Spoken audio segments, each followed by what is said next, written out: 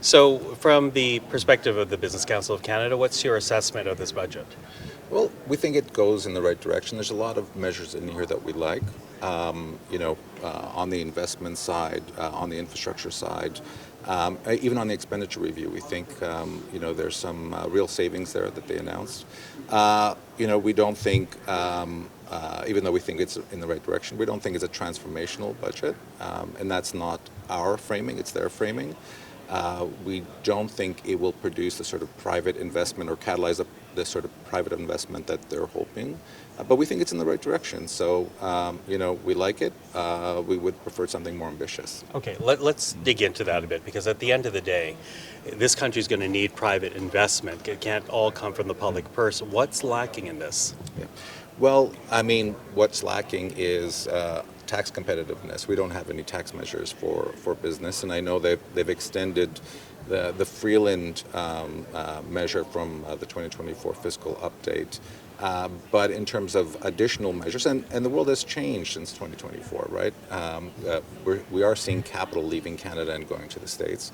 And we do need some more incentives to kind of stem that flow. So in this new world, and it's not our framing, it's the government's framing, the world has changed.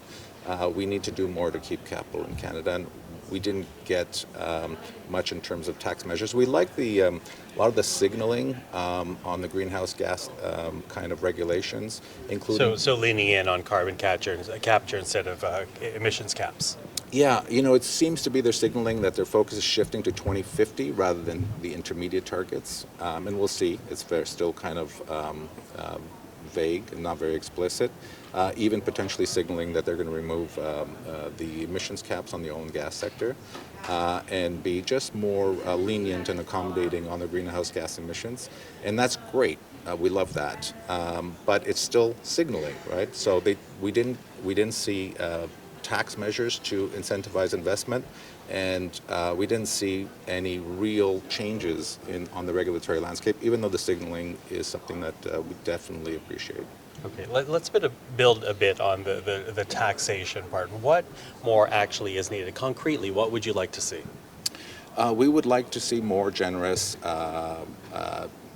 incentives for capital, for investment in Canada. I mean, the way or we've talked about this is people ask us all the time, what specific measures do you want? And, we don't have a shortage of ideas, lots of ideas out there on how to make the tax system more accommodating to capital in the resource sector in particular, which is where we're seeing the most capital exiting. So, there are a lot of ideas out there, and we didn't want to kind of cloudy the debate by asking for something specific.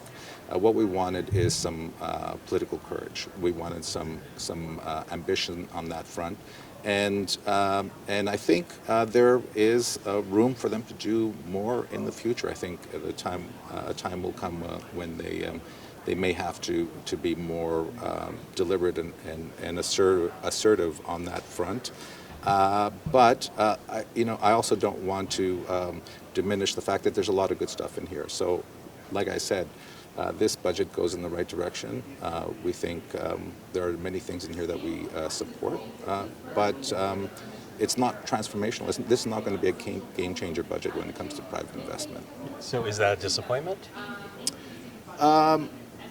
Well, I mean, we are seeing capital leave. We would have liked to have seen something a little bit more ambitious. We understand that there are constraints, including political constraints. So, again, I think, I want to make it clear that we think this budget goes in the right direction. But, let me put it this way. The government itself is framing this as a crisis, and something that, where urgency is of the essence. And, this budget does not reflect, this is not a crisis budget. Let me put it this way. Theo, thank you. Thank you.